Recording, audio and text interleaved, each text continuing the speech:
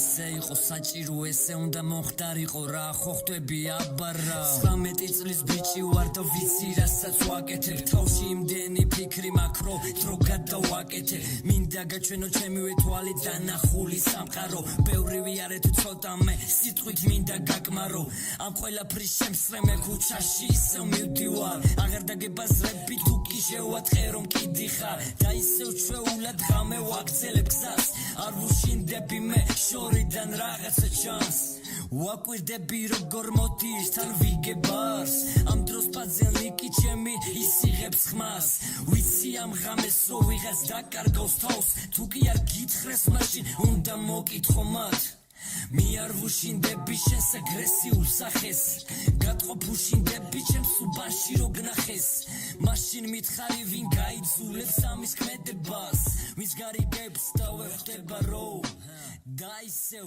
ველოდები და ისევ სუსტი ქონებას როდის გამისებ შეხედე სუსტი Welcome to Reimagining Soviet Georgia. I'm Sopo. And I'm Brian. Today, our guest is Stephan Rindlisbacher. We are really happy to have you on the show. So let's begin. Please do introduce yourself to us. Who are you and what are you going to talk about today? Thanks to you both for this invitation and this great opportunity to discuss my new book. As you told already, my name is Stephan Rindlisbacher. I'm a historian. Originally, I'm from Switzerland, but now I'm working, or I've been working in Germany for 6 years. I'm here at the European University Viadrina, a small university at the border between Germany and Poland. So I have a state border right in front of my office. And in my latest book, I asked about border formation within the Soviet Union, how in the 1920s, after the Bolsheviks established their power, how they actually managed this new ethno-federal structure. So they promised national self-determination to all the nationalities of this new Soviet state. And I then actually start asking and researching how these newly established Soviet republics on the large scale were actually territorialized and how they were bordered internally. And I can already tell you in advance, it was not Lenin or Stalin who took a ruler in Moscow and simply draw a line on a map and defined the Soviet internal structure. It was an intricately complex process that took over 10 years after the formation of the Soviet Union in 1922.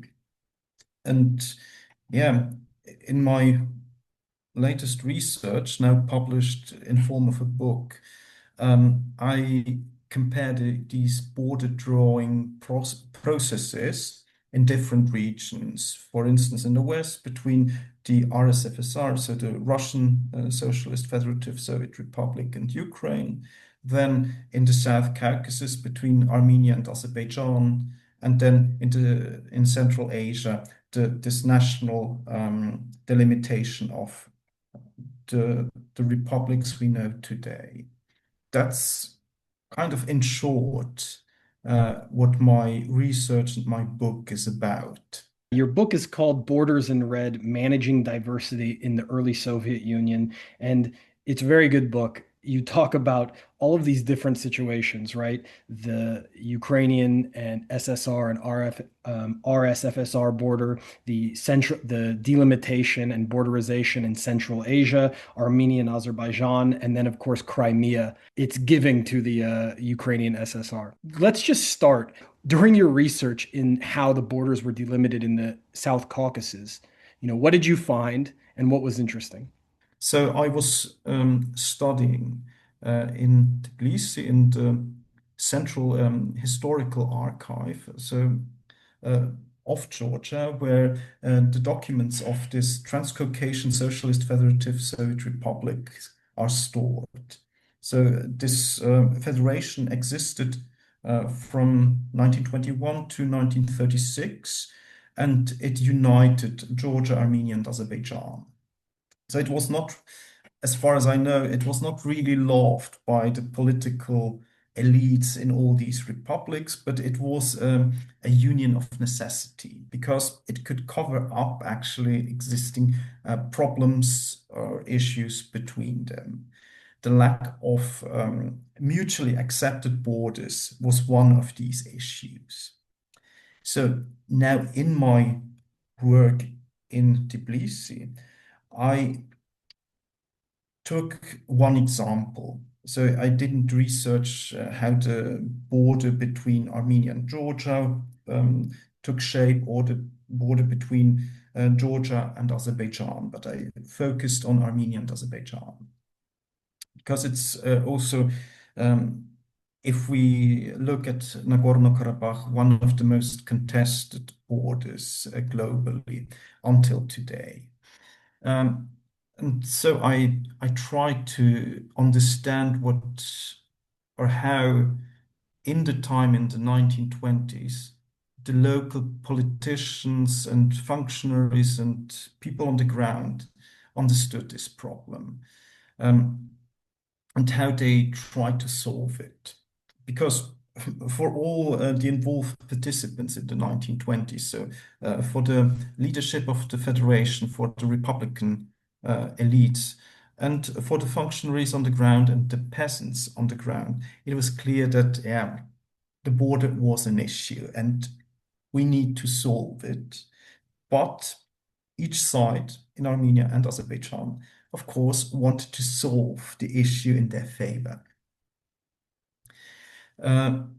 So then it starts with a committee for land, forest, and water use in Tbilisi, installed by the state government. So it's actually not the party in the background, but it's the state that tries to solve the issue.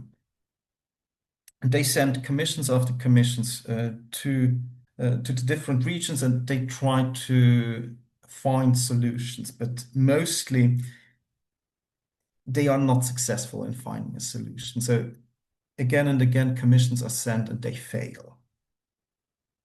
And that's what I found in the State Archive in Tbilisi. So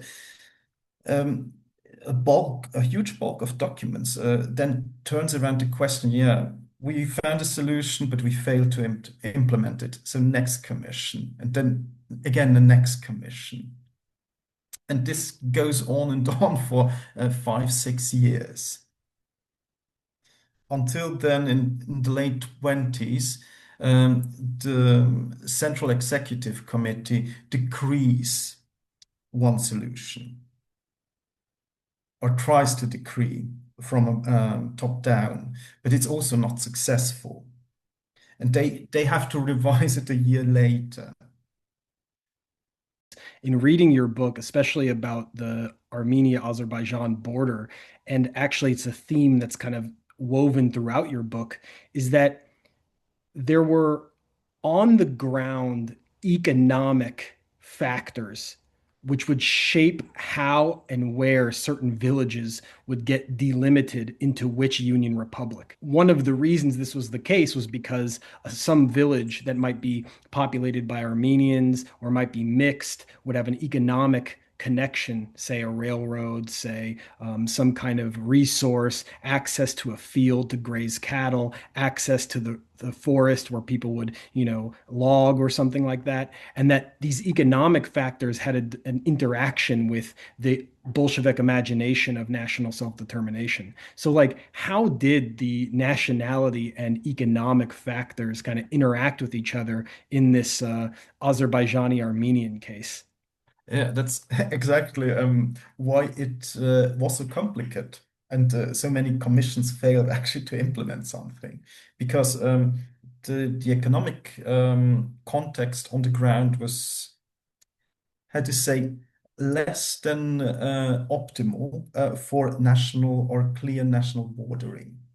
Because in the 1920s, as since time immemorial, in the South Caucasus, there were mostly settled communities, in this case, Armenian Christian, and mobile communities of herders, mostly Muslim Turkic speaking. So we have two different communities interacting with each other, and of course seasonally changing their location in the case of the herders. So they were in summertime in highly or in elevated regions, because in the plain of Azerbaijan, temperatures can get really hot in summer times, and still in the 1920s, 30s, there was the danger of malaria. So the higher elevations were also a kind of escape for the mobile population. So it was a necessary part of their life. So now we have a situation of a state actually nationalizing its population. So the state institution encouraged people to, let's say, claim to be a Turk or later Azerbaijani or Armenian, and also make claims with this reference for certain economic assets like pastures. So now you see the problem. We have mobile populations changing from one side to another, but a whole state structure that encourages a clear delimitation. And a conflict is then pre-programmed. Because over time, the mobile communities coming from Azerbaijan in summertime lost access to summer pastures in Armenia. So their access was denied on nationalist, in the end, reasons. Could you elaborate? They were encouraged to claim that they were Azerbaijani, or like you said something like they were in Turkic. What does that mean? They were encouraged to claim so they can get access to pastures. So when they weren't, say, Turkic, they would claim they were, or getting confused what you are saying exactly. Because in the 19th century, I begin with this. For people living in this later border region between Armenia and Azerbaijan today, or later in the 20th century, people referred to their community on religious basis. So they were rather Christian or Muslim. And then at the turn of the 20th century, this religious dichotomy turned into a nationalist dichotomy. So Christians became Armenians and Muslims then identified as Turk, and from the 1930s officially as Azerbaijani. Because Azerbaijani as nationality formally did not yet exist in the 1920s. This makes the issue even more complicated. So in the official census of 1926, the official Soviet census of 1926, there were no Azerbaijanis registered, but Turks. In the 1920s, then the Soviet state abolished all private property on land or land possession. So state structures then administered the distribution of land and pastures and forests. And in your discussion of the Azerbaijani-Armenian border, there were capitalists, or maybe we could say rural capitalists, who owned property in some of these territories and then tried to instrumentalize the national issue to their advantage. And there was this kind of tension trying to overcome that problem. Yes. as far as I understood, if this were small landholders pre-1917, they could actually keep using the land they had in possession after the establishment of Soviet power. So it was not an expropriation or total expropriation. They could get the land back as kind of a rentee. For instance, orchards where they could grow their fruits, or forests where they could gather their wood, or pastures where they could graze cattle. And the difficulty was then, for instance, with forests or grazing grounds, different communities could now claim them for their use. For instance, in the end of the 1920s, collective farms in Armenia were established, and they had also cattle. So they went to the Armenian State Planning Commission with the request that they need these grazing grounds. So then the Armenian state administration redistributed them certain pastures and denied access to these pastures to the herders from Azerbaijan. So they really stated in the decree that Armenian summer pastures are for Armenian kolkhozes and sovkhozes only. And this then ended this century-old pattern of people moving from the lowlands to the highlands. And this caused enormous trouble in these borderlands, especially in Azerbaijan at the beginning of the 1930s. So that's why you see that these borders newly established under Soviet rule mattered. Because some people lost access to secure their existence, to graze their cattle, because a lot of cattle were sold at the beginning with the collectivization, and a famine broke out in the South Caucasus at the beginning of the 1930s. So not to the severe extent as, let's say, in Ukraine or Kazakhstan. There were, according to internal reports at the Transcaucasian level,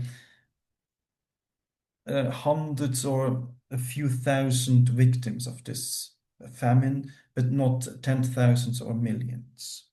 But it was a time of crisis when this century-old economy collapsed, and it was never rebuilt to this extent. And you see also how this contributed to the let's say, rather difficult relationship between the Armenian Soviet Republic and the Azerbaijani Soviet Republic. So then what happens? So there's a crisis, there's a new borders and new ways of seeing people not just as Christians and Muslim herders, but now as different nationalities. There's a crisis in 1930s, and then what happens? How is it resolved, let's say? It's never really resolved. Technically, then in the mid-late 1930s, it becomes possible again for people or for herders coming from Azerbaijan to Armenia using these summer pastures. But what I found in the National Archive of Armenia in Yerevan is that it was legally possible again, but these herders had to follow bureaucratic procedures. the issue was most of these herders were illiterate. So yes, there was still in the late 30s, 40s, a movement of herders between Armenia and Azerbaijan, but it dropped a really low number. So as far as I could find it in the late 1930s, um, herdsmen from Azerbaijan were renting about 50 square kilometers of summer pastures in Armenia. And in the 1920s, they were renting 500 square kilometers of pastures. So it dropped by 90%. But most people herding and farming, of course, gives way to more industrialized production, right? So like former herders, former farmers are now also studying in school, becoming literate, becoming civil servants, engineers, and so on. So in some way, the industrialization does kind of solve that problem. Of course, we can say today, if they go back and forth, Azeris and Armenians, and they fight over historical things all the time, but the mode of production changes, and with it also gets resolution, or does it not? I mean, that was sort of my question. Yeah, so you have now I follow the statistics I found in the archive of the Communist Party in Tbilisi. In the archive that is at the moment unfortunately closed for technical reasons, as far as I heard. But they claim that this border region between Armenia and Azerbaijan experienced a severe drop in population in the late 1920s, 1930s. And there, the party experts say, yeah, people moved to the growing towns and cities, Yerevan, Baku, but also minor centers like at this time Kirovabad and what was the name for Gyumri? Leninakan. Leninakan, yeah. Yeah. So I'm kind of, it's always difficult to name the right settlement with the right name to the right time. Yeah, so you have a movement from the countryside to the urban centers. But then the party administration also notes that from these herders, Turkic-speaking herders, they also cross the border to Iran and Turkey. So they flee the Soviet state. And you have reports, they are kind of cynical. Border guards state, yeah, last night, again, 15 people were crossing the border and we shot only one. So yeah, this is also what happens. People leave the area, they move to the urban centers, and they move abroad. It would be interesting to find out the fate of the herders that moved to Iran. Yes, but in this case, I would need to visit Iran, or yeah. I Yeah, I don't think would. that would help you with getting access to archives. I don't know, actually, maybe. I don't know. Also That- important to mention too that there's the northern Iran, of course, is like home to millions of Turkish-speaking Azeris, and this long connection between, say, the revolutionary movement in Baku, Iranian workers, then of course the very strong kind of like communist and left that exists in northern Iran, and then there's a tension over it during World War II. So this there's like a kind of more of a tradition in this period of porousness too between the border of Iran and yeah, Azerbaijan. and of course, porous here in the South Caucasus. The Soviet external border is extremely porous in the 1920s and 30s. Yeah, and initially the Soviet state did not really intend to fence everything off. There were border agreements with the young Turkish Republic to commonly share certain border areas. So in 1 week, the Soviet side could graze on this pasture, and the other week the other way around, or using fish from certain rivers. But this collapsed then in the 1930s and 40s, of course. Right, right. So in some ways, the Armenians kind of benefited more from this border process than the Azeris. What I'm hearing, I could be wrong, but If you look only at this, of course, right. the Armenian side profits. But on the Armenian side, you will always hear claims on Nagorno-Karabakh. So it's a Right. constant since the 1920s. So, or Azerbaijan got the whole region of Nagorno-Karabakh. And they tried to reverse this, but ultimately they fail. So if you then really zoom out on the large scale, no republic really profited unilaterally. So Yeah, right. there There's give were, and take. yeah, I would say so. So it's an unsatisfactory answer to every side.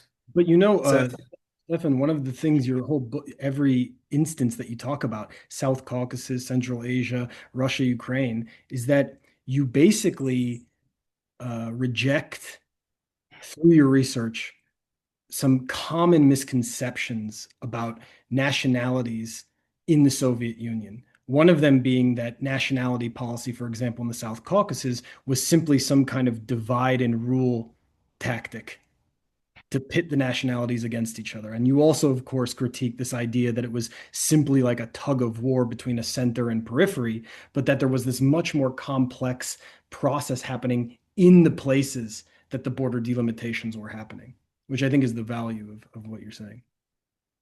yeah, so it was not playing nationalities against each other. It was for the party and state leadership since Lenin and then also Stalin.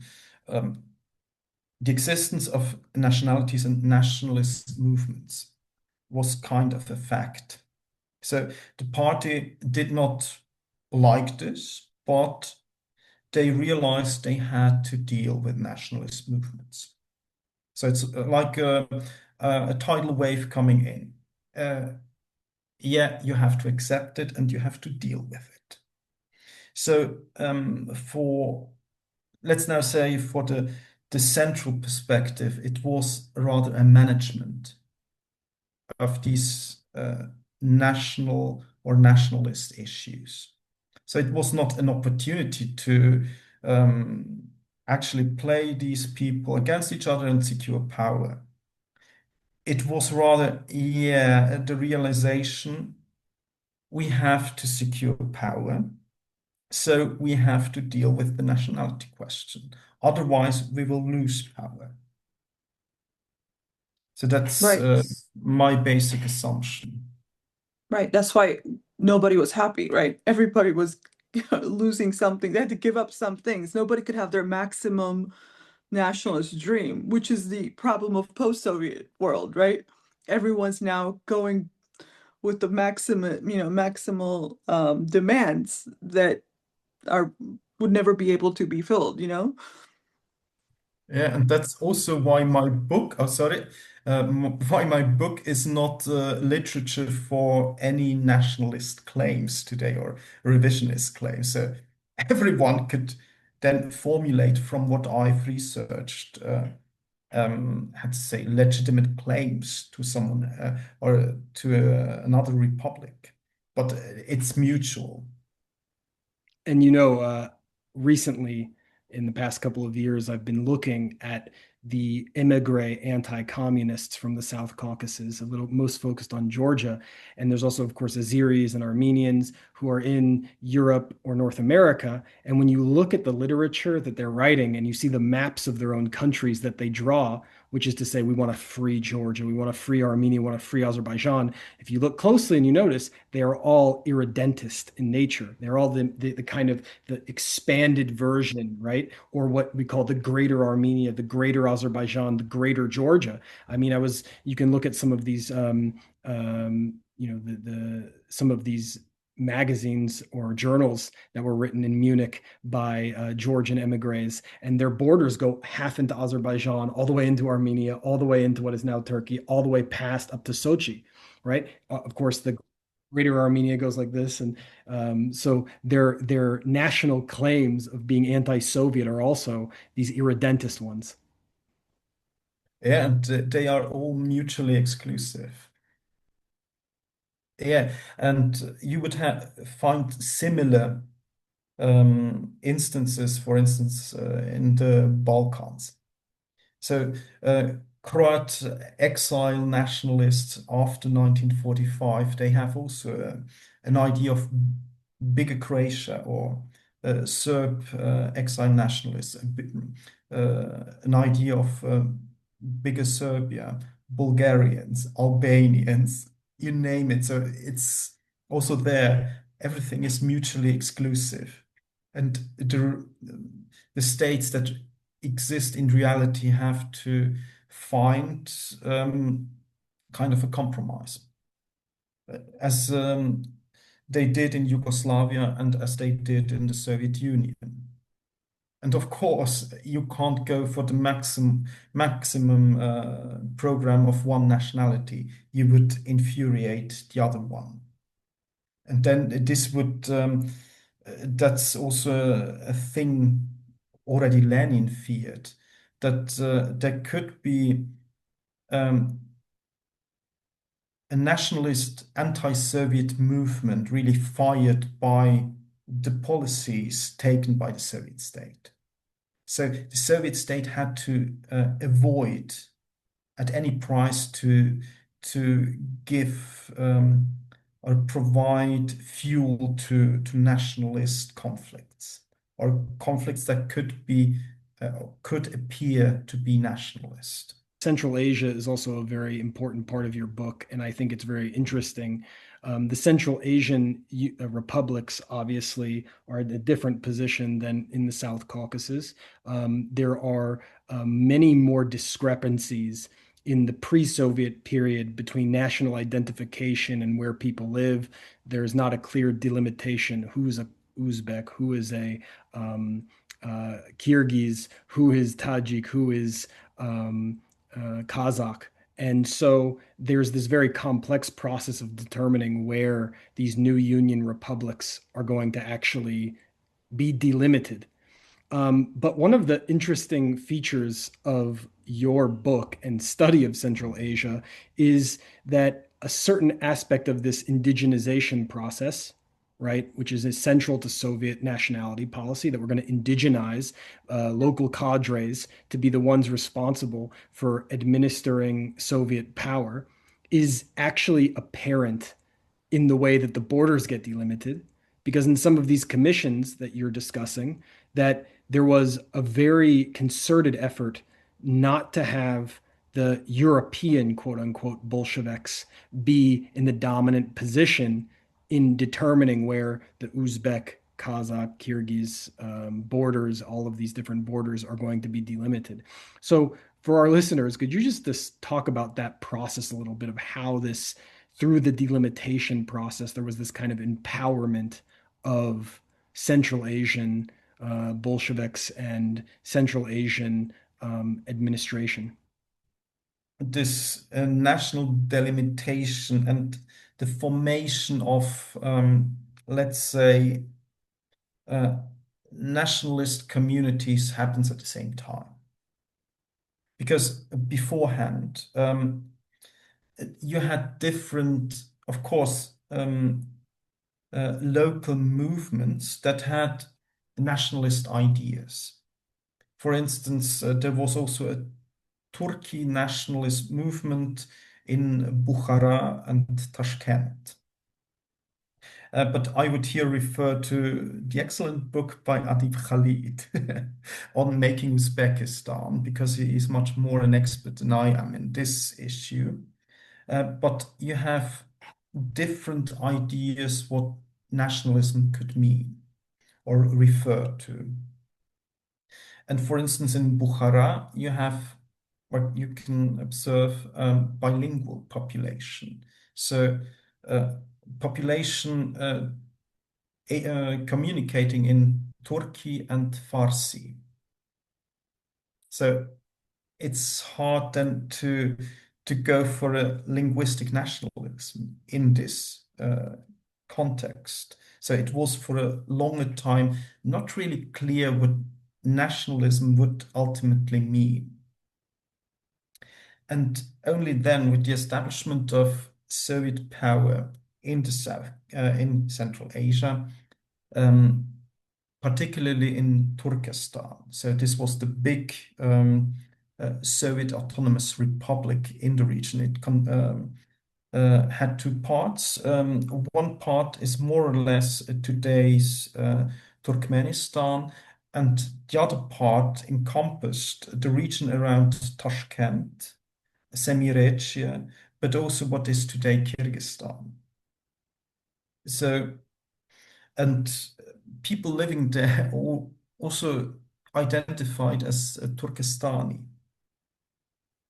But only in the process of Sovietization, in the local party structure, there were suddenly frictions about nationalist networks. There was a network of Kyrgyz, a network of Uzbek, and a network of Turkmen.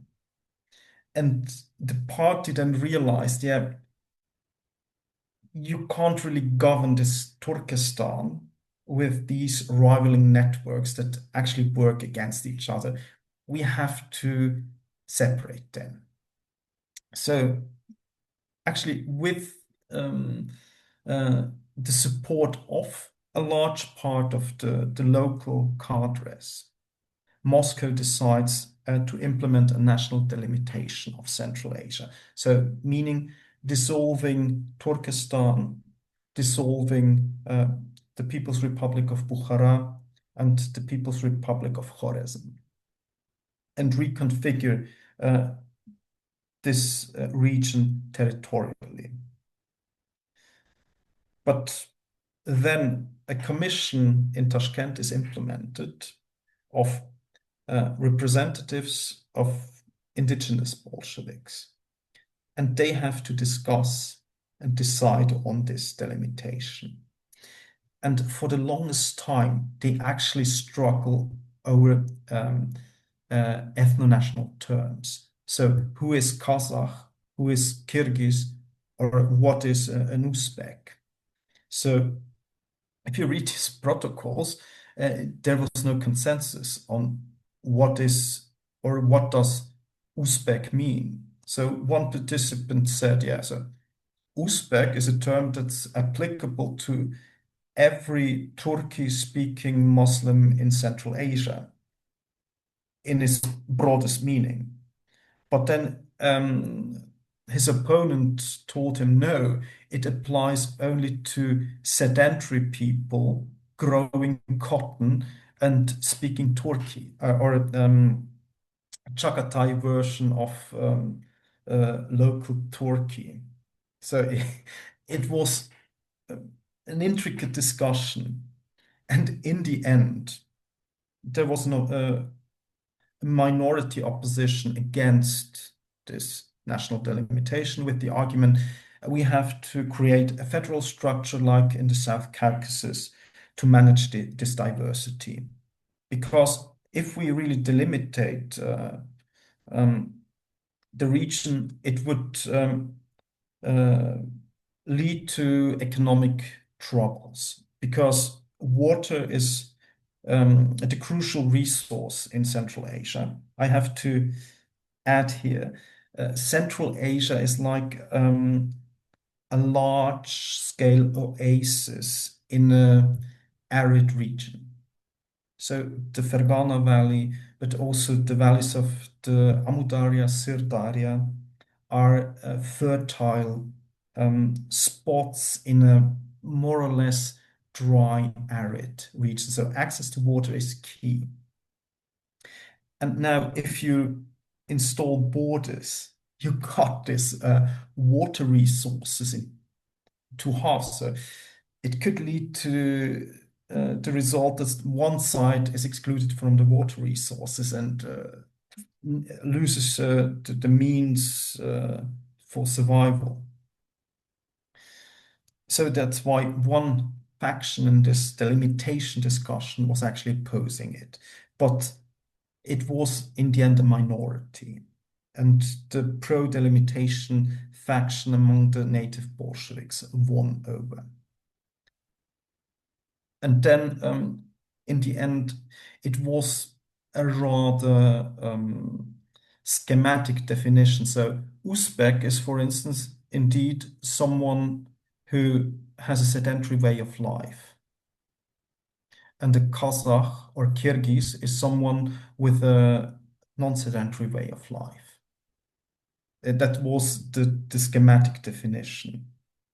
So then, first, there was also no clear distinction between Kyrgyz and Kazakh. Both were usually or commonly referred to as Kyrgyz. But then you have the distinction between nomadic communities in mountainous or hilly regions. They became the Kyrgyz we call Kyrgyz today. And the nomadic communities in the steppe regions that became the Kazakhs as we know today.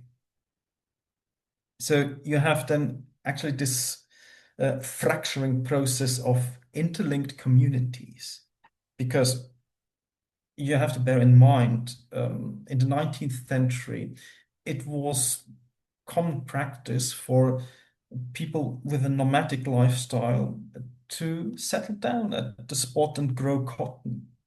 So in ethnographic words, they were switching between Kazakh and Uzbek. But for the 19th century or early 20th century, it was not a big deal, because this did not really define your basic belonging to a certain community, what it became then under early Soviet rule. And then after the delimitation, there was also the fracturing of Uzbek and Tajik communities. So the one Uzbek Turkish speaking became one community, and then Farsi Tajik became one community, or was seen as one community. But a lot of people were still bilingual, so it was also for party cadres possible to switch between Tajik and Uzbek networks. There are also studies about cadres that actually failed in the Uzbek power structure and then made their career in the Tajik power structure.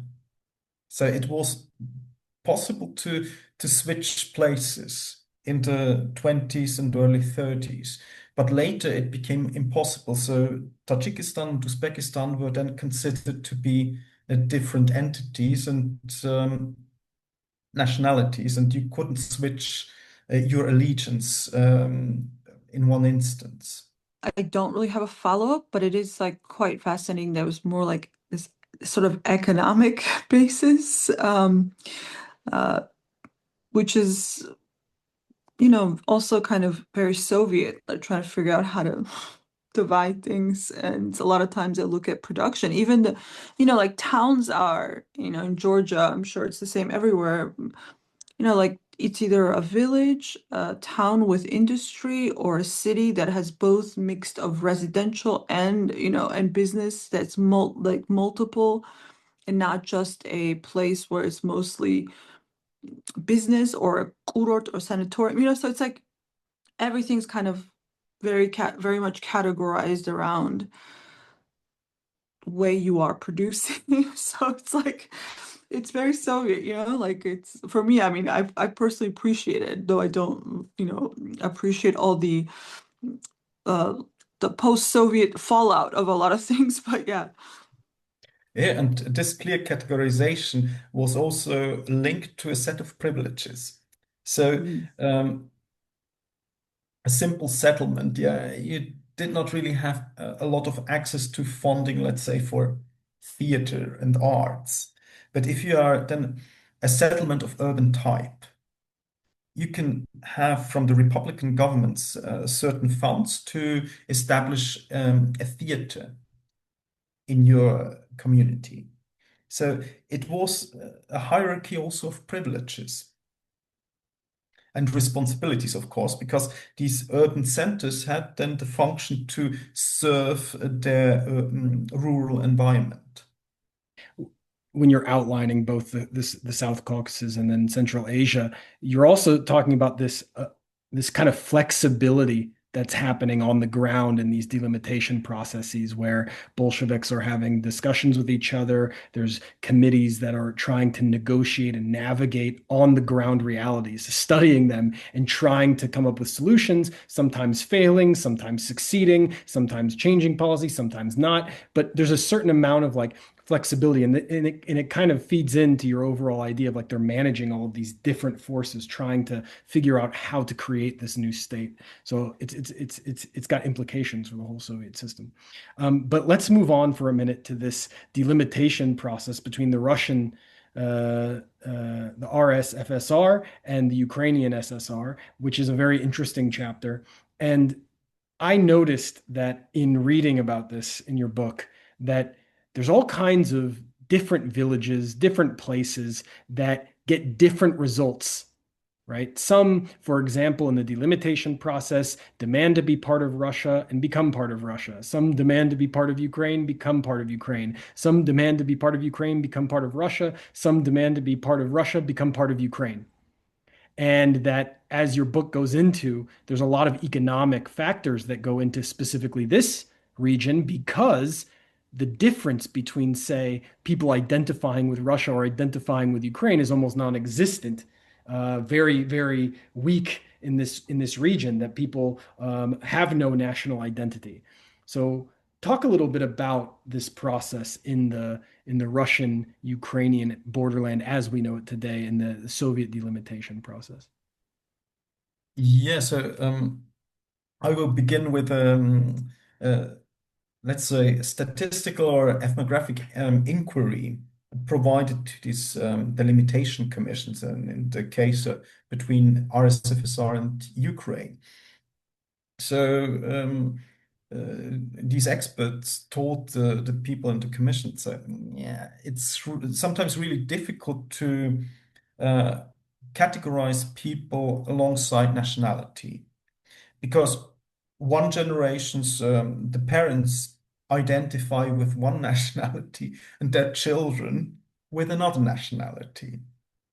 So, meaning then the parents see themselves rather as Ukrainian, and children then identify as Russian. So, what to do with such areas where nationality does not really cut between, let's say, mobile and sedentary communities, but between generations. And of course, then the logic applied to this case is first, the Ukrainian SSR was defined in 1919 alongside imperial gubernia borders. So it was kind of arbitrary. They took a map from the Russian Empire and declared all the guberni with a Ukrainian majority according to the 1897 census to be part of Ukraine. But of course, some modifications followed almost immediately. And one of the major issues was the division of the so-called Don Cossack host, part of the today's Donbass. first it belonged to the RSFSR, then it was divided between the two republics. But all the state functionaries knew that, or also people on the ground knew that the order that existed in the mid-1920s is unsatisfactory for every side. So we have to install a large-scale commission dealing with a border revision. And this commission was installed in mid-1924. And both republics had to send commissioners with equal voting rights. And then the head of the commission, he was from Belarus, he had the decisive voice in contested cases. And the one side, the RSFSR side, stuck mostly to arguments referring to economy. So this revision has to be economically sound. The Ukrainian side also agreed, it has to be economically sound, but we would like to include all Ukrainian-speaking communities within the Ukrainian Soviet Republic, meaning we would like to include the southern part of then Kursk gubernia into Ukraine, and also parts of Voronezh and Bryansk gubernia. But Kursk was the main contested area. And the reasoning was from the Ukrainian side, this southern part of Kursk is the point where the most sugar refineries were before the war. And on the Ukrainian side, sugar beets were grown. So we need to actually unify sugar production all in the Ukrainian Republic, and that's why we need a larger scale border revision in favor of the Ukrainian SSR. And by default, the population is also Ukrainian speaking. And this plan passed through in the commission because in the end, the chair of the commission, the guy from Belarus, voted with the Ukrainians against the two delegates from the RSFSR. But then this plan was stopped by the Politburo soon later. And they had to adapt to a smaller scale border revision. At the same time, political activists from the RSFSR in the Donbass region and Rostov-na-Don region, so the North Caucasus, actually tried to revise the border with Ukraine around the centers of Shakhty and Taganrog. At that time, after the first delimitation in 1920, these towns belonged to Ukraine. And now the people from Rostov lobbied to get them back to their territory.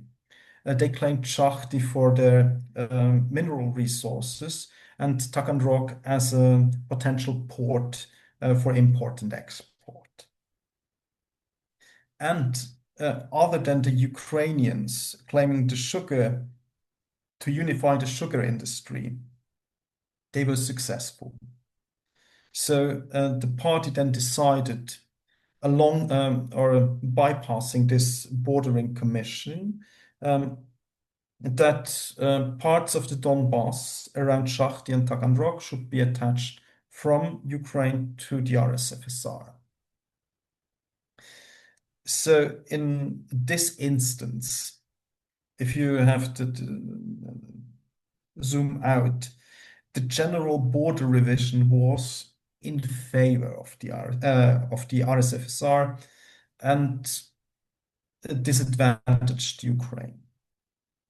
However, if you then zoom in this fine-tuning of the border, because there were then, after this first round in 1924, the functionaries in the capitals realized sometimes these drafted borders did not add up. So certain villages found themselves on one side of the border and their hay fields on the other side of the border. So they began to send in petitions to local party administrations or state administrations, then central administrations. Please revise the border. We lose the means of our existence. And if they really could claim such a serious disadvantage by the new border, the state institutions jumped in and revised the border in favor of the local communities. So when one village then really claimed, oh, we live from forestry and the new border cuts us off from our forests. So in this case, the border was adjusted accordingly. But there were certain cases where two communities and two sides could claim a certain border revision in their favor on equal grounds. This was, I bring it as an example time and again, the settlement Milové Chertkovo in the Russian-Ukrainian borderland. There, this was a railway hub, important for both sides in Ukraine and in the RSFSR. And the railway station was divided really by the Republican border. So one part of the building belonged to Ukraine and one to the RSFSR. And then there were several inquiries in Moscow and Kiev, what to do. And the experts in Moscow concluded as one favorable solution for one side means a huge disadvantage for the other side.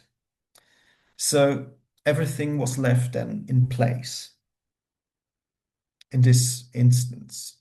And this border actually also endured until 1991 when it became an international border. So the international border between Russia and Ukraine after 1991 in Chertkovo-Milové ran really through the railway station building. And this, of course, created then problems, especially after 2014. So as we wrap up the discussion, let's take the last few minutes to discuss the issue of Crimea. So you have a whole chapter about the moment when Khrushchev, of course, so-called gave or gifted, as they say in quotes, Crimea from the RSFSR to the Ukrainian SSR. So tell us a little bit about how did this happen and what this story, I guess, and this situation tells us about the broader implications of Soviet border delimitations. So to begin kind of with the end, I started my whole project that's now published in the book in 2014, when it began as a simple research question. Yes, there was this border change in 1954 between RSFSR and Ukraine. And what were the rationales? So is there any book about border delimitation in the Soviet Union? And I've realized now that there isn't any. So I have to write it. But first, I actually want to put the Crimea issue in the center. But I soon realized when I was researching for documents and archival, how to say, filing, that compared to what happened in the 1920s and 30s, this Crimea issue from 1954 was not that interesting. So there is a rather sparse documentation, and if you go deeper, the rationale why it happened, why the peninsula was then transferred from the RSFSR to Ukraine, seems sound within this Soviet economic system. Because in the 1920s, 30s, you have to imagine Crimea is an arid ground. And only the most southern part is kind of fertile, and that's also where the kurorti and the resorts are. And this fertile southern part is better connected with the RSFSR.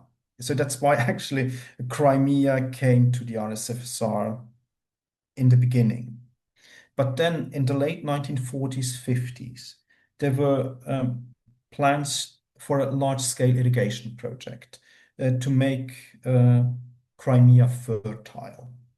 I now drop everything that happened in the Second World War and the displacement of the Tatars and deportations, but in the end of the 1940s, beginning 50s, the main objective of the Soviet planners was to actually increase the output of agriculture on the peninsula.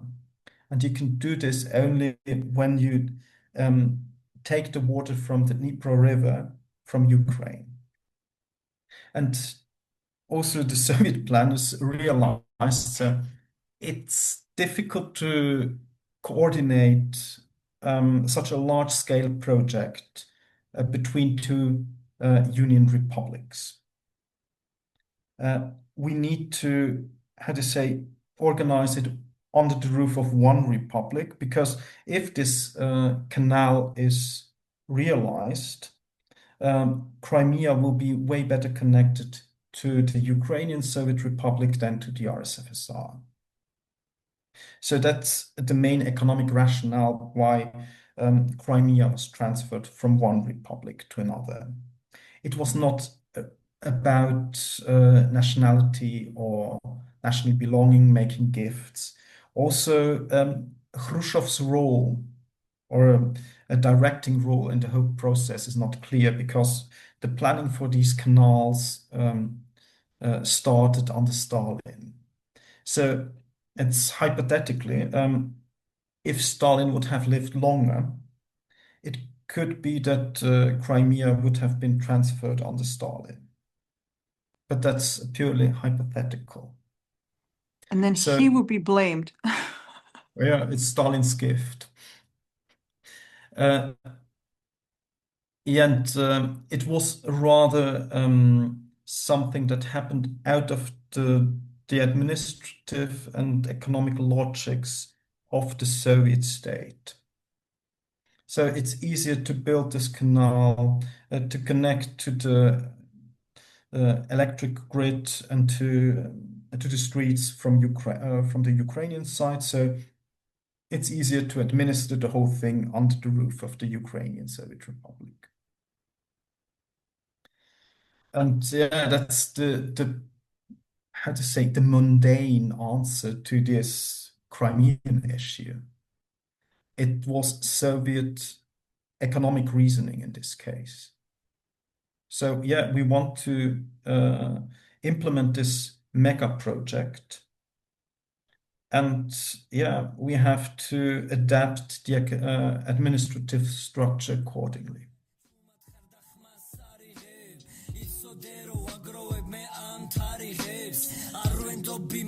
ვინც აფერისტობს მადიდებს მერე უსო კითხვას და თავს ისევ მარიდებს სანამ შენ ჩუმად ხარ და ხმას არიღებ იცოდე რომ აგროვებ მე ამ თარიღებს არ ვენდობი მათ ვინც აფერისტობს მადიდებს მერე უსო კითხვას და თავს ისევ მარიდებს შეგიცვალე საზროვნება და ხტოვეს მარტო გამომეტყველება გიყურებ რომ არ ხარ სანდო და დღეს მე ვიცი რას ფიქრობ ან და რა გინდა შენ და დღეს ნაფიქრი შენი მოვიდე შემს წინაშე მაინც რასაც უნდა ისევ იმას იზავსე ისევ მესვრისას მაგრამ ისევ მიგასეს რადგან იცის ამ ნაწერს რომ ვიღაცას გესმის არაფერს ამბობს და მაინც ზურგიდან თავს გესხმის არ ვეძებ შარი თვითონ დამდევს მე ვაფშე დავდებ თავს არ მოგატყუებ მე ხომ არ ვარ მე ვახშე თუ კი შემნიშნე თუ კი მიხვდი შენ თოვარას განაგზე მოსმენა ოღონ დაუციებას